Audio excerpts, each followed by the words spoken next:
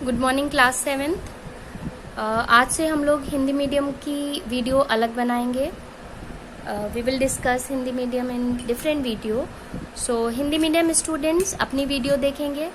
आपकी वीडियो के स्टार्टिंग में लिखा होगा हिंदी मीडियम ओनली, ठीक है। सो पे अटेंशन ऑन इट। अगर इंग्लिश मीडियम लिखा है तो आप वो वीडियो नहीं देखेंगे, हिंदी मीडियम की वीडियो देखेंगे, क्योंकि इंग्लिश मीडियम का दूसरा चैप्टर स्टार्ट है और आपका दूसरा चैप्टर स्टार्ट है।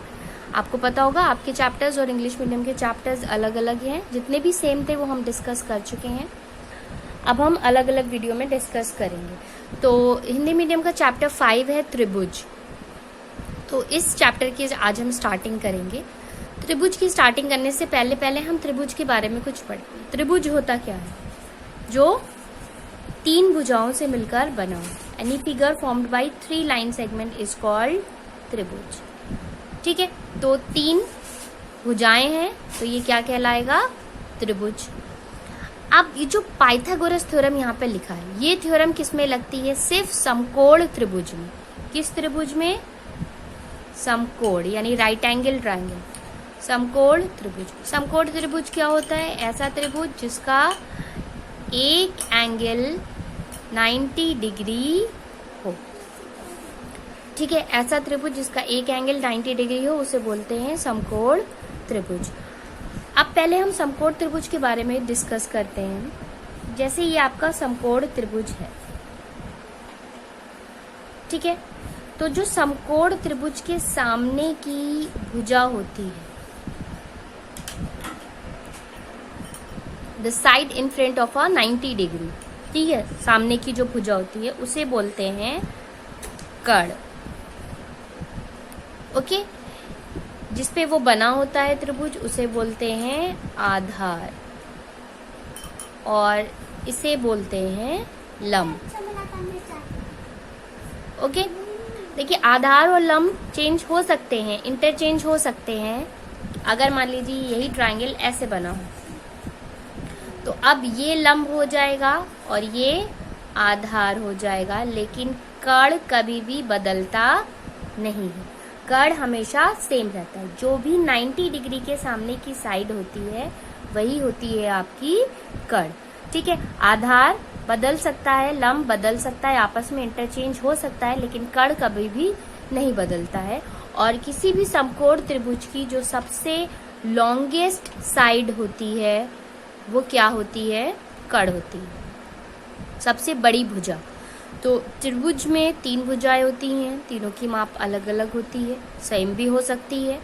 अगर वो तीनों समद्विबाहु त्रिभुज होंगे तो तीनों की सेम होगी। अगर 2 की सेम होगी तो वो दोनों आइसोसेलेस ट्रायंगल होते हैं।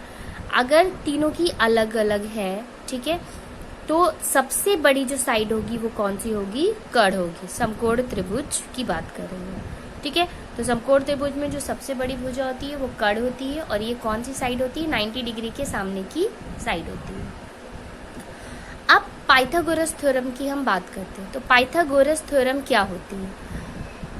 Pythagoras theorem means this theorem holds in only right angle triangles. ये थ्योरम सिर्फ समकोण त्रिभुज में लगती है, और ये थ्योरम कहती है कि समकोण त्रिभुज के कड़ पर अगर एक वर्ग बनाया जाए और बाकी दोनों भुजाओं पर भी अगर वर्ग बनाया जाए, ठीक है, स्क्वायर बनाया जाए। तो मान लीजिए ये कड़ है A, बेस आधार है B, और लंब है C। तो ये तो समकोण त्रिभुज हो गया। अब क्योंकि ये वर्ग है तो इसकी चारों साइड बराबर होंगी। ये भी A होगा, ये भी A होगा, ये भी A होगा, ये भी C होगा, ये भी C होगा, ये भी, और ये सब B होगी, ठीक है। तो पाइथागोरस थ्योरम कहती है कि अगर किसी समकोण त्रिभुज के तीनों भुजाओं पर एक एक वर्ग बनाया जाए तो उन जो वर्गों का जो क्षेत्रफल होता है वो कुछ इस तरीके से होता है कि समकोण त्रिभुज के कड़ पर बने वर्ग का क्षेत्रफल अन्य 2 भुजाओं के पर बने वर्गों के क्षेत्रफल के योग के बराबर होता है। यानी कर्ण पर बने वर्ग का क्षेत्रफल किसके बराबर होता है? अन्य दो भुजाओं के, अन्य दो भुजाओं के, अन्य दो भुजाओं पर बने वर्गों के योग के बराबर होता है। तो पाइथागोरस थ्योरम क्या कहती है? किसी समकोण, सबसे पहले स्टार्टिंग आप समकोण त्रिभुज से ही करेंगे।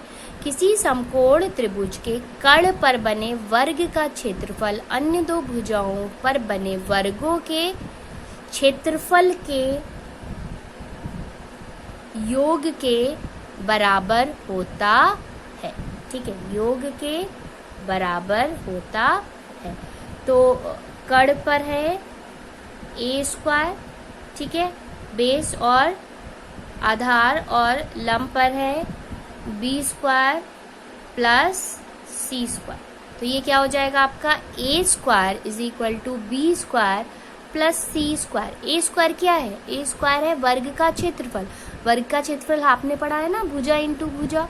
तो अगर इसकी कर्ण की लंबाई a है तो इस वर्ग की सारी भुजाओं की लंबाई a होगी, तो इसका क्षेत्रफल क्या हो जाएगा? इस वाले वर्ग का क्षेत्रफल हो जाएगा a स्क्वायर, इस वाले वर्ग का क्षेत्रफल हो जाएगा c स्क्वायर, और इस वाले वर्ग का क्षेत्रफल हो जाएगा b स्क्वायर। तो थ्योरम क्या कहती है कि कर्ण पर बने वर्ग का क्षेत्रफल अन्य दो भुजाओं पर बने वर्गों के क्षेत्रफल के योग के बराबर होता है। So a square is equal to b square plus c square. यही स्टेटमेंट आपको याद रखना है। ठीक है, पाइथागोरस थ्योरम का यही स्टेटमेंट आपको याद रखना है। आप स्टार्टिंग करेंगे समकोण त्रिभुज से। किसी समकोण त्रिभुज के कर्ण पर बने वर्ग का क्षेत्रफल अन्य दो भुजाओं पर बने वर्गों के क्षेत्रफल के योग के बराबर होता है। Means a square is equal to b square plus c square, where a is the length of कर्ण, मतलब कर्ण की लंबाई है। a क्या है? कर्ण की लंबाई है। c क्या है? लंब की लंबाई है। और b क्या है? आधार की लंबाई है। तो ये एक रिलेशन हमें मिल गया कि जो कर्ण की लेंथ होती है, लंबाई होती है, उसका स्क्वायर बाकी दोनों साइड्स की लेंथ के स्क्वायर के सम के बराबर होता है। और यही है आपकी पाइथागोरस थ्योरम। ठीक है, यही स्टेटमेंट है आपका पाइथागोरस थ्योरम का। आपको बस इतना समझना है, कर्ण क्या होता है, आधार क्या होता है, लंब क्या होता है। ठीक है, अब अगर आप मान लीजिए कि आपका ट्रायंगल ऐसे बना है, यहाँ पे 90 डिग्री है, तो अगर आपसे पूछें कि कर्ण क्या होगा, तो इसके सामने की साइड हो जाएगी कर्ण। ठीक है, ये जो नीचे होगा वो आधार और ये लंब। ओके, अब अगर मान लीजिए आपका कुछ ट्रायंगल ऐसे बना है, ये 90 डिग्री है।